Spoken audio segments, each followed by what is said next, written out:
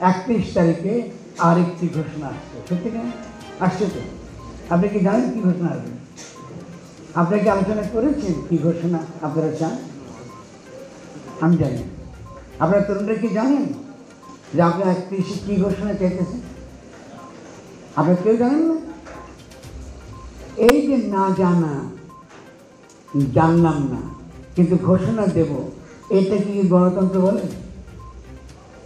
এটা কি জনগণের অভিপ্রায়? এটা যে কথাটা বলছি, এই যে লড়াই করেছেন, অভিপ্রায়, জনগণের গণ অভিপ্রায় আপনারা কায়েম করবেন, লড়লেন, জীবন দিলেন, কিন্তু আপনারা কেউ জানেন না 31 তারিখে কী আপনারা আলোচনা করবেন, কী আপনারা ঘোষণা দেবেন। এটা দুঃখজনক। গণতন্ত্র অবশ্যই জনগণের সঙ্গে জনগণকে অন্তর্গত করে সিদ্ধান্ত নেওয়া। আমি জানি কিছুটা আসবে, তারা যেহেতু আমি তরুণদের চিনি, তাদের চিন্তা সম্পর্কে আমি পরিচিত, তারা কী ঘোষণা দেবেন এটা কিন্তু মোটামুটি আমার একটা ধারণা আছে, কারণ তারা রাস্তায় সেই স্লোগানগুলো আপনারা দিয়েছেন না?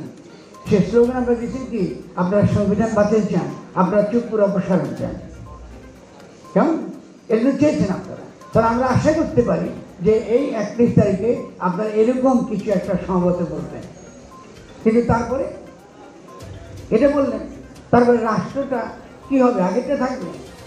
প্রশ্নটা হচ্ছে এই যে আমাদেরকে এই বাংলাদেশকে নতুন করে গঠন করতে হবে।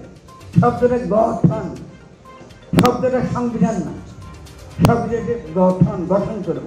আমার সরকার ব্যবস্থা, স্থানীয় সরকার ব্যবস্থা থেকে শুরু করে বিচার ব্যবস্থা, এবং তার থেকে শুধু বিচার ব্যবস্থা শুরু মতো না, আমার সংস্কৃতি, আমার চিন্তা, সমস্ত কিছু আমি নতুন করে গঠন করব। আমি ছোট্ট একটা উদাহরণ দিই।